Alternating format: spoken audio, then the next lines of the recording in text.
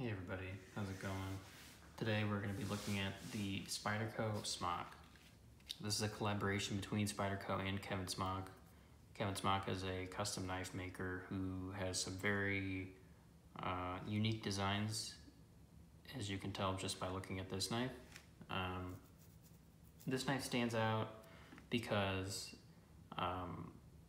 not only is that, I believe this is Spyderco's only button lock knife that they've made. I could be completely wrong about that, but I feel fairly confident in that statement. Anyway, this knife technically got released, I believe, 2 years ago, going into actual production and people getting them about a year ago. And now here I am with one because they have been out of stock for a long time, and I managed to pick this one up from Smoky Mountain Knife Works. To start off, we can just kind of point out some of the features on this knife and some of what makes this knife unique. Firstly, you can see obviously this part of the blade that's sticking out, and that would be the flipper tab. The flipper is an odd shape, but it's perfectly functional. It works very well. It doesn't get in the way, and unlike most flipper tabs, it doesn't stick out when you have the blade deployed, which is kind of cool. So, and as you see, every time I close this knife, I have to use the button. The button is essentially a compression lock that doesn't require you to actually touch the lock itself.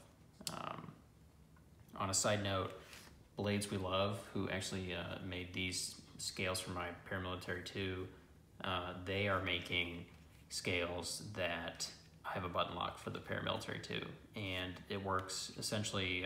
You have to have the knife itself is a lefty, so the compression lock itself is on the other side. So you can see how here on the Smock that the compression lock itself comes from the right side of the blade, or the knife rather. And so on their new scales, or I think they're calling them PM2 Ultras, they're technically left-handed paramilitary, so that way the button is on the right hand show scale. So that's kind of cool. I'm excited to see what people think of that. But back to the Smock, we have the flipper tab that's basically just a very large corner of the blade, and the Spidey hole is also a very effective way of deploying the blade, and fun. One thing about this knife that I have heard, and that I have learned myself just from holding it, is that it has two detents, and I have a rough grasp on that. One of the detents is the compression lock. So if you come over here to the back to the Paramilitary, there is a I believe there's a detent ball or something, or maybe just the compression lock itself acts as a detent. Anyway, compression lock acts as a detent, so on a knife like this, there's no actual detent ball anywhere else on the knife.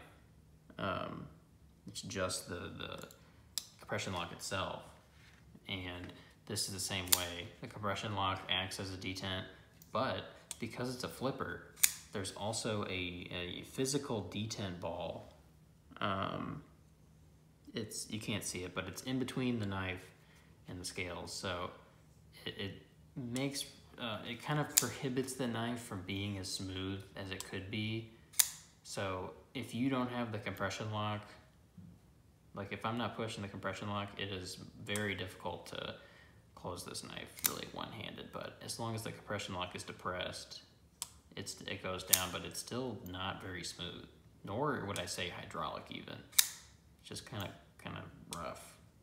I mean, I have to give it a good flick to close it, and I have to time it perfectly just to get the blade to go back in there like that. So another thing with this knife is its size. I'm not a huge fan of the size. It's a little small for me. If it was just if it was the same proportions but dialed up maybe to the Paramilitary size and like thickness, that would be ideal for me. Like I've said in many a video, I am a fan of bigger knives. I don't like small knives. So that's just a personal preference. If we look at the blade, I think the blade's actually a really cool shape. Kind of a reverse tanto, similar to the Benchmade 940. with a little less belly. The 940 has a little more kind of swoop in the bottom, or in the blade itself on the edge. I like the satin finish we have going on here, where you can kind of see the grain of the blade going one way on the flats and the other way on the grind. So it's kind of a nice hollow grind.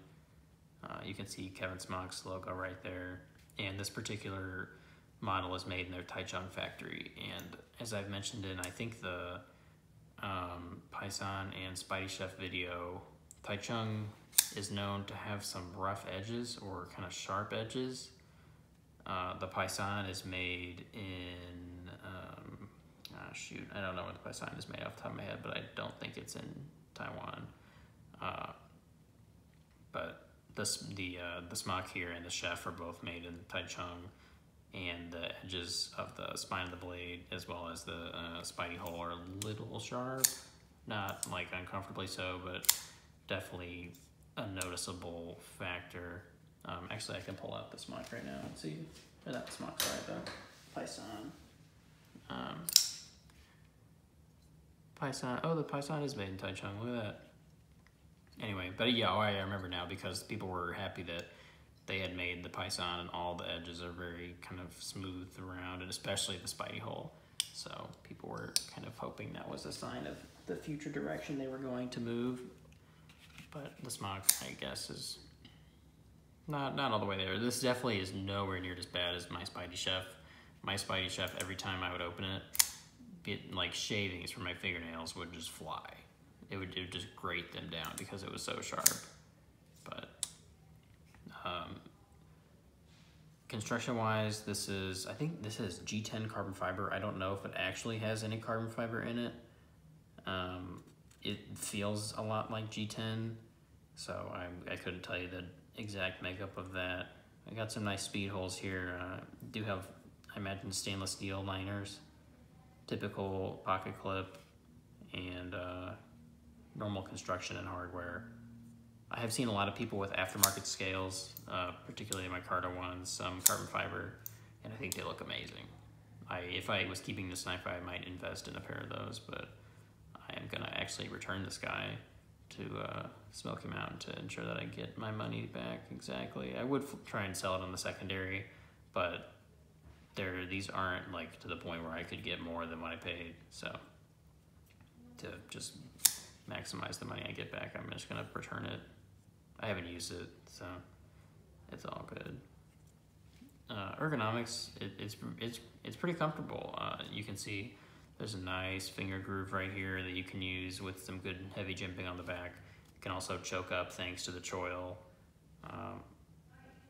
Forget some really kind of fine whittling going on. So we can also do a size comparison here between this and the pair 2 that I keep pulling out. So we can do that. We also have the Benchmade bug out. You can see that the Smock sits pretty square in between the bug out and the PM2, closer to the PM2 in size, and definitely in kind of a usable blade length. Handle-wise, the PM2 is bigger. It seems to be that way for most comparisons that I do with it. Bug out is definitely a little bit smaller. Blade is actually larger in terms of like cutting edge. Handle is smaller by maybe half an inch. So we close that guy back up. Get these guys out of the way. We can also just bring out the Ultratech, why not? Always a fun size comparison, give me a reason to fire it out. Similar blade size actually in terms of also cutting length. Handle wise, Ultratech's maybe 1/4 inch bigger. So, and I apologize, I don't have a ruler with me or notes pulled up for the actual size of this guy. So I guess if we want to pull back up the PM2, it's probably a 4.5 inch handle. Blade length is probably sitting between 3 and 3.5 if I had to guess. So very average size, good EDC. It's actually very narrow, which is part of the reason I don't like it. The PM2 handles are a little bit beefier in terms of like width. So I appreciate that a little more as opposed to the narrowness of this guy, but I don't know the specs on Kevin Smock's Smock design. I'm not sure if this is an exact kind of scale replica per se, or I don't collaboration. But yeah, this guy was in terms of price, I think just on like 162, 165, like right in there. So very reasonable price. I think any knife under $200 from, you know, one of the big companies is always going to be good. So, and this is no exception. So this is gonna get returned probably today if I can get it out in time. So I haven't taken it apart. I would imagine this would be a pretty difficult disassembly. I'm not sure if the button is kind of free or if it's, I assume it's spring loaded, but I'm not 100% sure. But I'm not gonna mess with it because I'm gonna return it. So not gonna happen. All right. Thanks you guys for watching. This has been the Spyderco Smock.